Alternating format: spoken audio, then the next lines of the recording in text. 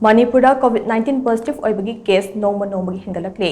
Ngasisu state Asida Covid-19 positive Oiba Meeoi Thengnabaga loinana houjik phaobada punna Covid-19 positive Oiba Meeoi masing shure. Hiram asika mari loinana Health Services Manipur na thadorakpa jarol amana hai. Ngarang nungthal pung ani tage ngasi nungthal pung ani phaobada punna Meeoi nifugamaga Covid test tawkhe. Maduda Meeoi Covid-19 positive oiramba thengnakhibane. Hairiba pungfom asigi manungda Covid-19 positive oibagi chang azichada 32.3 oikhe. Ngasi Thengnakhre Covid-19 case mari ado Bisnupur amasung Imphal East District tam Meeoi ahum amade Imphal West District tagi Meeoi nipane houjik phaobada punna sample chamaga kunmanga Covid-19 test tawkhibagi manungda Meeoi mari positive oiba thengnakhibane ngasi phaobada Covid-19 ge active case humdoi leide houjik state asida oirakliba laichat asidagi ngakthoknaba miyamna Covid-19 gi jet chana kanglon ngakna chatpagi tangai fadaba lei loinana oirakliba phibam asida miyam mipaidanaba Jarod asina makhatana khangalakle Covid positive oiraba Meeoi thoi home isolation tawduna thamde